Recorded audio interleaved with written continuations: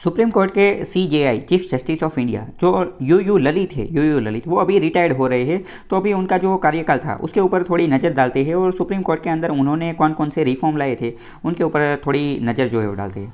इसके यानी कि जुडिशरी, न्यायतंत्र के अंदर कौन कौन से रिफॉर्म थे, जुडिशरी, उसका स्ट्रक्चर, उसकी फंक्शनिंग, उसके साथ जुड़ा हुआ यह जो है वो टॉपिक है। द हिंदू में भी इसके रिगार्डिंग आर्टिकल आया था। हम समझते हैं कि यू ललित ने कौन कौन से रिफॉर्म जुडिशरी के अंदर लाए थे। तो यह जो रिफॉर्म थे उनको हम अलग अलग कैटेगरी में डिवाइड कर सकते हैं, जैसे कि कॉन्स्टिट्यूशनल रिफॉर्म, जैसे कि एडमिनिस्ट्रेटिव रिफॉर्म। तो वो सब हम देखते हैं। सबसे पहले तो ये यू ललित के कार्यकाल में कॉन्स्टिट्यूशनल 5 जितनी कॉन्स्टिट्यूशनल बेंचेस जो है वो बनाई गई थी। कॉन्स्टिट्यूशनल बेंच कौन बनाता है? तो कॉन्स्टिट्यूशनल बेंच जो है वो बनाने का काम सिर्फ सीजेआई कर सकता है, यानी कि जो ये चीफ जस्टिस ऑफ इंडिया है वो इसका फॉर्मेशन, निर्माण करने का काम करता है। आगे और हम कॉन्स्टिट्यूशनल बेस्ड के बारे में जानेंगे। अभी बात करते हैं कि एडमिनिस्ट्रेटिव चेंजेस, वहीवटी प्रकार का जो है वो प्रशासनिक तरीके से कौन कौन से चेंजेस लाए गए थे। तो transparent and prompt listing of cases जो है उनको बहुत सारा ट्रांसपेरेंट यानी कि पारदर्शी बना दिया और उसका लिस्टिंग करने की जो है वो प्रक्रिया लाई गई थी। यू ललित ने और एक काम किया था कि ऑल द जजेस get an opportunity to voice their opinion, मतलब कि अपना ओपिनियन, अपना मंतव्य रजू करने के लिए जितने भी जजेस थे उन सभी जजेस को कुछ अपॉर्चुनिटी, कुछ तक दी जाती थी। ज़्यादातर डिसीजन, मेजर डिसीजन जो है सुप्रीम कोर्ट के, वो फुल कोर्ट मीटिंग्स के बाद ही लिए जाते थे। पहले क्या हुआ करता था कि कुछ थोड़ी बहुत मीटिंग कर दिया, फिर थोड़े बहुत जज है उनके साथ कंसर्न करके डिसीजन लिए जाते थे। लेकिन यू ललित ने क्या किया कि फुल कोर्ट मीटिंग के बाद ही ज़्यादातर डिसीजन लेने का काम किया। और एक बहुत ही इंपॉर्टेंट जो रिफॉर्म किया वो ये था live streaming of the constitutional benches hearing, यानी कि कॉन्स्टिट्यूशनल बेंच का जो फॉर्मेशन किया गया है, गठन किया गया है, और वो जब भी हियरिंग करती है, मतलब कि उनके अंदर कॉन्स्टिट्यूशनल बेंच का जो केस चलता है तो वहाँ पर क्या क्या डिस्कशन हो रही है, वहाँ पर लॉयर, एडवोकेट जो है वो कौन कौन से तर्क वितर्क रजू करते हैं, उन सब का लाइव स्ट्रीमिंग जो है वो शुरू करने का श्रेय भी यू ललित को जाता है। लेकिन यह जो कॉन्स्टिट्यूशनल बेंच में जो लाइव स्ट्रीमिंग की गई थी तो वो ऐसा नहीं है कि हर एक केस की जो है वो लाइव स्ट्रीमिंग की जाए, कि उसके अंदर कुछ एक्सेप्शन जो है वो लगाए गए थे। मतलब कि कुछ केसेस ऐसे है कि जो जिसके साथ कंसर्न, कुछ चिंताएं जुड़ी हुई है तो उसकी लाइव स्ट्रीमिंग नहीं होगी, कुछ होगी, कुछ प्रकार की जो थी उसी के साथ हुई।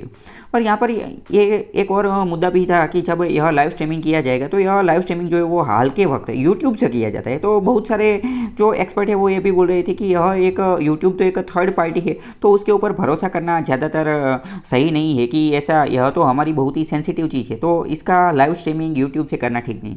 तो इसके जवाब में सुप्रीम कोर्ट ने ये बोला था कि अभी तो यह पायलट प्रोजेक्ट है, अभी हम थोड़ा बहुत शुरू कर रहे हैं, तो अभी यूट्यूब का सहारा ले रहे हैं। जब यह अच्छी तरीके से क्रियान्वित हो जाएगा तब हम अपना खुद का प्लेटफॉर्म जो है वो भी बना लेंगे। तो यू ललित ने इस प्रकार से रिफॉर्म किए थे। यहाँ पर हम कुछ और समझते, रिफॉर्म किया वो तो अच्छी बात है, लेकिन फिर भी उसके साथ कुछ कंसर्न, कुछ चिंताएँ जुड़ी हुई है। तो कौन कौन सी चिंता है?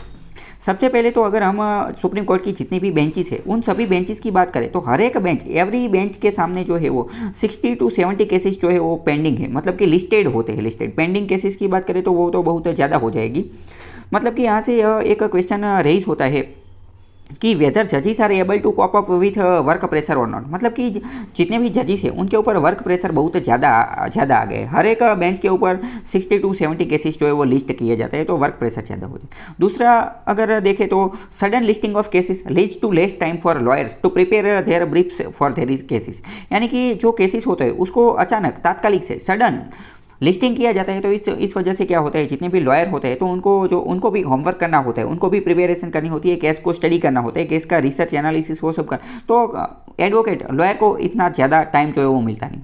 अभी बात करते हैं कि कॉन्स्टिट्यूशनल बेंच क्या है। कॉन्स्टिट्यूशनल बेंच बनाने का काम मैंने बोला कि जिस तरीके से CJI, chief justice of India, supreme court का जो मेन जज है वही कर सकता है, उसके अलावा कोई नहीं कर सकता। कॉन्स्टिट्यूशनल बेंच या फिर कॉन्स्टिट्यूशन बेंच का निर्माण, गठन, फॉर्मेशन कब किया जाता है? तो इसका गठन तब किया जाता है जब कॉन्स्टिट्यूशन यानी कि जो संविधान जो है उसका इंटरप्रिटेशन, उसका अर्थघटन करने की कोई चीज़ है, तभी यह चीज़ जो है वो की जाती है। क्योंकि कॉन्स्टिट्यूशन जो है वो एक रिटन बुक है, एक लिखित किताब है। तो उसके अंदर क्या लिखा है, जो लाइन बाय लाइन लिखा है, वो कहना क्या चाहता है, उस लाइन में कहना क्या चाहता है। मतलब कि कई बार उसका, मान लो कि एक लाइन लिखी हुई है कॉन्स्टिट्यूशन के अंदर, तो उसके अलग अलग अर्थ होते हैं, या फिर उसके अंदर कुछ ऐसी चीज़ होती है कि जहाँ पर वो लिखा ही नहीं हुआ है। मान लो कि कॉन्स्टिट्यूशन है तो सोशल मीडिया के बारे में, डिजिटल बारे में उसमें ऐसा कुछ लिखा ही नहीं। तो जहाँ पर कॉन्स्टिट्यूशन साइलेंट है या फिर कुछ ऐसी चीज़ की जिसके अंदर कॉन्स्टिट्यूशन में कुछ लिखा हुआ है लेकिन उसके इंटरप्रिटेशन अलग अलग है, तो किसका इंटरप्रिटेशन सही माना जाएगा, तो सुप्रीम कोर्ट का इंटरप्रिटेशन सही माना जाएगा।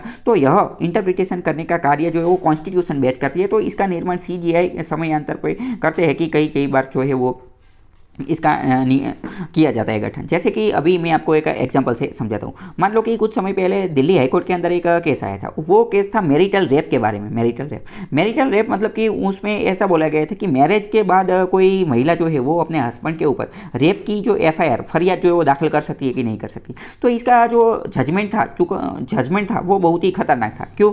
क्योंकि 4 जज जो है वो यह बेंच सुन रहे थे और उन्होंने ऐसा वर्डिक्ट ऐसा चुकादा दिया कि 2 जज ने ऐसा बोला कि हाँ जो मैरिटल रेप जो है वो क्राइम है, और 2 जज ने ऐसा बोला कि नहीं मैरिटल रेप जो है वो क्राइम नहीं है, मतलब कि वो कंप्लेन नहीं कर सकती। अभी तो यहाँ पर जो फरियाद करने वाला और जो इसके साथ केस के साथ इन्वॉल्व जो लोग थे, जो जजिस, जो एडवोकेट थे, वो सब हैरान हो गए कि भाई अभी इसमें मानना क्या है।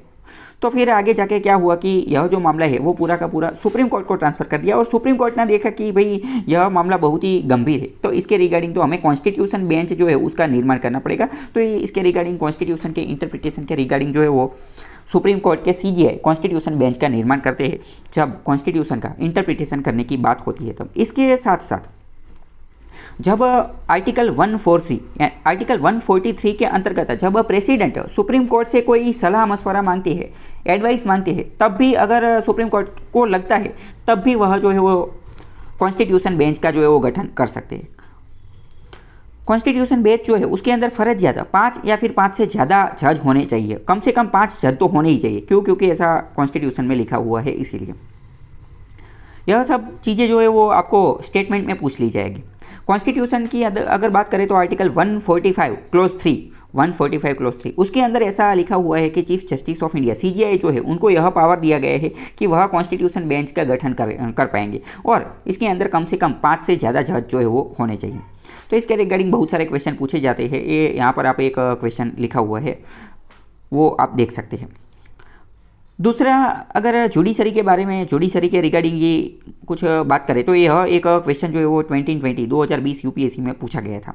क्वेश्चन क्या है वो समझते हैं कि other than the fundamental rights which of the following part of the constitution, संविधान के अंदर फंडामेंटल राइट के अलावा और कौन सी ऐसी जगह है कि जहाँ पर universal declaration of human rights जो है वो बताया गया है। मतलब कि यूनाइटेड नेशंस ने एक चीज़ बनाई है कि universal declaration of human rights, कुछ मानव अधिकार जो है मानव अधिकार उसका निर्माण किया है, उसका फॉर्मेशन किया। तो हमारे संविधान के अंदर फंडामेंटल राइट में तो ह्यूमन राइट जो है वो दिख ही रहा है, लेकिन फंडामेंटल राइट के अलावा और कौन सी जगह है कि जहाँ पर हमें ये ह्यूमन राइट जो है ह्यूमन राइट उसका प्रति वो दिखते हैं। तो ऑप्शन पहला है कि preamble, directive principles of state policy and fundamental duties, इन 3 में से कहाँ पर दिखता है? तो इसका जवाब होगा सभी जगह जो है वो हमें ह्यूमन राइट जो है उसकी जो असर जो है वो देखने को मिलती है। किस तरीके से देखने को मिलती है वो हम सबसे पहले देखते हैं।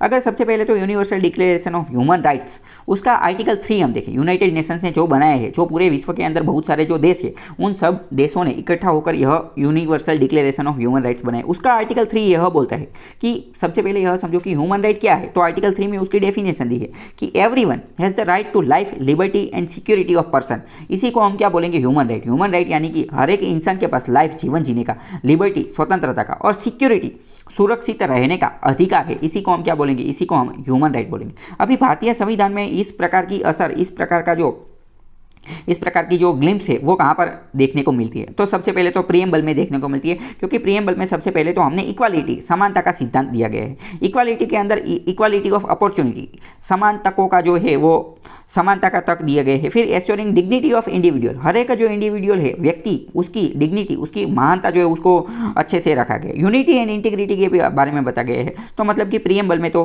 ह्यूमन राइट के बारे में बताया गया। और बात करते हैं कि आर्टिकल 22 जो कि फंडामेंटल राइट का ही एक भाग है, उसके अंदर ऐसा बोला गया है कि economic, social and cultural rights जो है वो इंडिस्पेंसेबल है ह्यूमन डिग्निटी के, यानी कि कोई भी इंसान के economic, social and cultural rights जो है वो ह्यूमन डिग्निटी के साथ ही जुड़े हुए हैं। इसीलिए उसका जो आर्थिक, उसका सामाजिक और उसका सांस्कृतिक जो अधिकार है वो हम उसकी डिग्निटी को बनाए रखने के लिए यह तीनों राइट्स जो है, अधिकार, वह देने बहुत ही जरूरी हो जाते हैं। और इकोनॉमिक, सोशल और कल्चरल राइट की मदद से ह्यूमन पर्सनालिटी को कंप्लीट डेवलपमेंट जो है वो हो सकता है, इसके बिना नहीं हो सकता।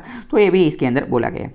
इसके साथ साथ कुछ और कॉन्सेप्ट देखें डीपीएसपी के अंदर भी ह्यूमन राइट के बारे में बात की गई है। जैसे कि आर्टिकल 29 बोल रहा है कि universal declaration of human right and duties, जैसे कि सिमिलर इसी के साथ साथ 42nd कॉन्स्टिट्यूशनल अमेंडमेंट एक्ट 1976 में हमने जो पार्ट 4A के अंदर जो फंडामेंटल ड्यूटी लगाई थी, तो उसके अंदर भी हमने इसके रिगार्डिंग जो है वो ह्यूमन राइट के रिगार्डिंग कुछ बातचीत की है।